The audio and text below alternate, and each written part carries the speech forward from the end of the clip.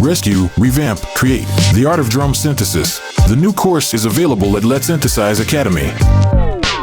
Yo, it's Lars and welcome to the newest Synthesize Sunday episode. So I bet you know that I'm part of Anatomix now and we just released an awesome EP. And today I want to show you a very cool rack or very cool process how you can transform a dumb massive bass into a bass that cuts through the mix. It's crunchy, it's heavy, like this.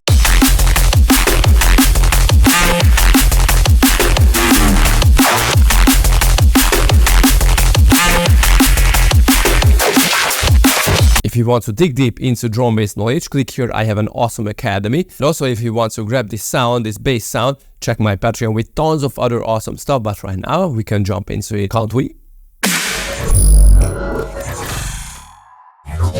Cool, so the old bass sounded like this. This is what my partner made previously.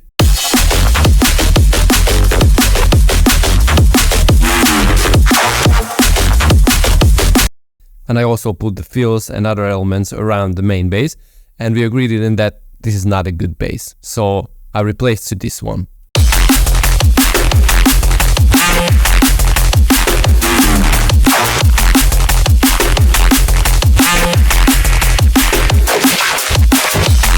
So as you can see, it is a massive bass and it has a massive process after it, and without the process it sounds like this.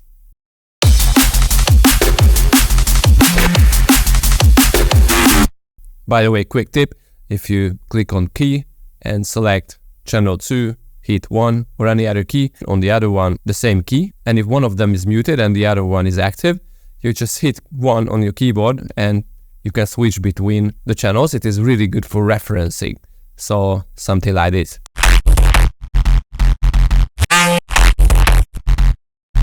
Yeah, so as you can see, the pure massive bass is pretty dumb and it doesn't cut through the mix at all, but of course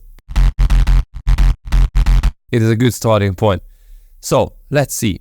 First, let's check massive. It is a quite simple patch. We have the conga wavetable with some bend warping mode on it, and I added a sine just for the low end, and the bend jack filter is what really makes the sound, because without those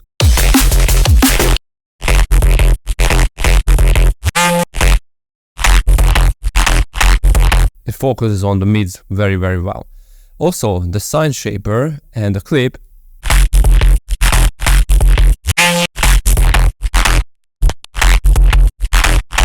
and also the feedback is the parts where those very nasty little mids and textury kind of top frequencies come up, and I really love it, because without all these you can clearly hear that it is a simple noise around some bassy kind of elements like a wavetable and a sine, and it doesn't have that nice character. But with the sine shaper and the feedback, and especially with the clip,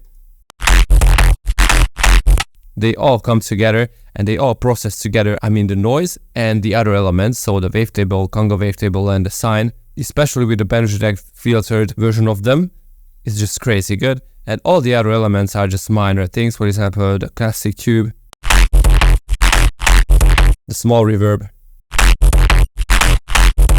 and the EQ.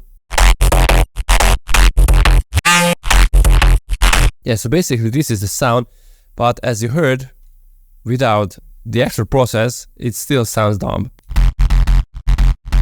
But with the process, okay, let's start one by one. I would say the most important part to me here is serum FX, because this is what creates the movement in the sound. So with that serum you only hear da da da da da da da, but with serum it has some nice movement in it, and it is crazy simple. It is just an extra bend jack filter after the whole thing, and we don't even need this external instrument, so because we don't need to synchronize the movement of this bend jack filter to the tempo. It works simply without that too. After that I applied an OTT, a huge amount of saturation,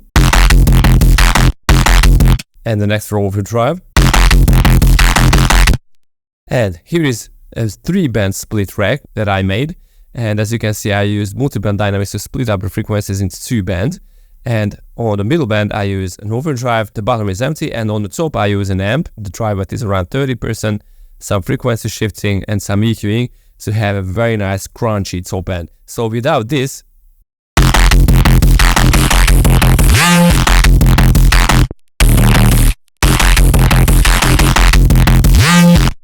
it has some extra crunch, but we generated lots of unwanted frequencies that had to be treated, so this is why this EQ here. Now the sidechain and the saturation at the end of the chain. Right, so once again, if you want to grab this sound, check my Patreon for tons of other cool stuff, and click here for my academy. I have very nice auto-finished courses, and see you guys on some. Peace.